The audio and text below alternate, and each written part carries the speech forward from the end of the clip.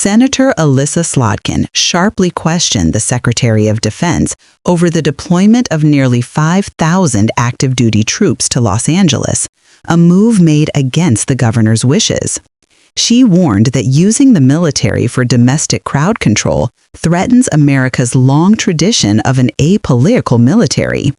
Slotkin pressed the secretary to give straight answers, whether he had authorized the military to arrest or detain protesters, to use cyber tools against them, or to use lethal force. The secretary insisted troops were only there to protect law enforcement and could only detain people temporarily in self-defense, not make arrests or shoot unarmed civilians. Slotkin compared his response unfavorably to former Secretary Esper, who once refused a similar order from President Trump.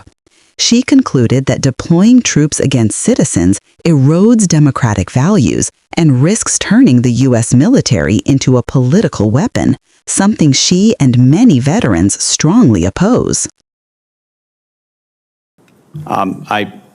It's a yes or no thing. Authority. It's sort of amusing the extent to which the speculation is out there. These troops are given very clear orders. Then what is the order? Then list it out for us. Be a man, list it out. Did you authorize them to detain or arrest? That I know in my gut isn't right. He was asked to shoot at their legs. He wrote that in his book. That's not hearsay. So your poo-pooing of this, it just shows you don't understand who we are as a country. Senator Slotkin. Thank you, Chairman. Mr. Secretary, I said in your hearing, when you had your confirmation hearing, that my biggest concern with you at the helm was the potential use of the military in ways that contradict the Constitution or that taint what I hope we all want, which is an apolitical military. And when I asked you about whether you would accept an order that was actually given to your predecessor, Secretary Esper, Trump's SecDef, to deploy active duty troops against unarmed protesters and to, in Secretary Esper's words, shoot at them, shoot at their legs, you said this was all theoretical.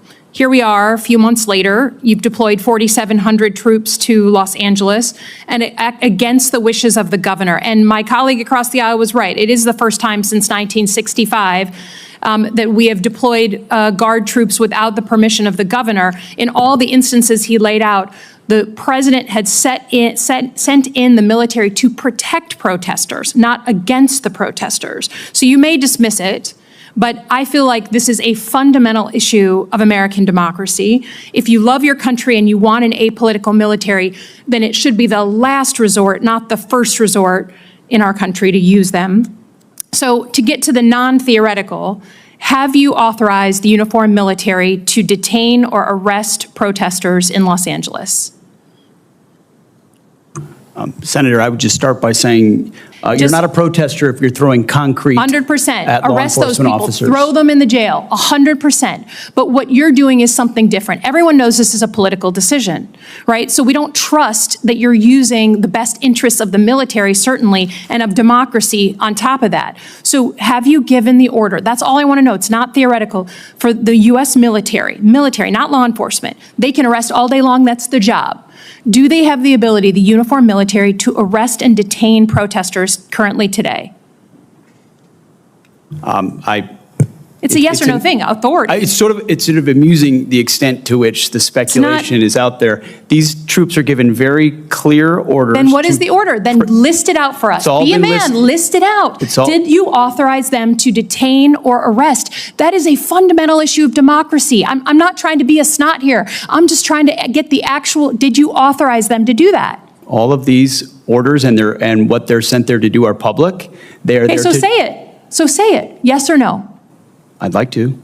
Please, yes or no? As I've said time and time again through interruption, they're there to protect law enforcement, do they have ICE the ability officers to arrest? who are trying to do their job, deporting illegals who were allowed in by the previous administration. So they cannot arrest and detain citizens of the United States, the uniformed military. As we've stated, if necessary, in their own self-defense, they could temporarily detain and hand over to ICE. But there's no arresting going on. And you know this better than you're trying to play political games. There's no arresting of U.S. personnel. Of the U.S. military against members of the protest. Have you authorized U.S. military cyber tools to investigate people participating in these protests? Yes or no?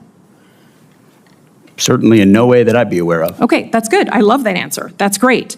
Have you given the order to be able to shoot at unarmed protesters in any way?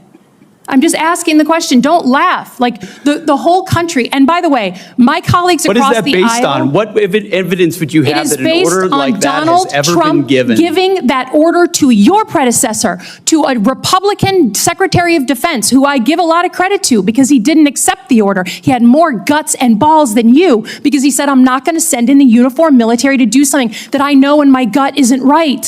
He was asked to shoot at their legs. He wrote that in his book. That's not hearsay. So your poo-pooing of this, it just shows you don't understand who we are as a country, who we are. And all of my colleagues across the aisle, especially the ones that served, should want an apolitical military and not want citizens to be scared of their own military. I love the military. I served alongside my whole life, so I'm worried about you tainting it. Have you given the order? Have you given the order that they can use lethal force against honor? I want the answer to be no. Please tell me it's no. Have you given the order? Senator, I'd be careful what you read in books and believing it, except for the Bible. Oh my God.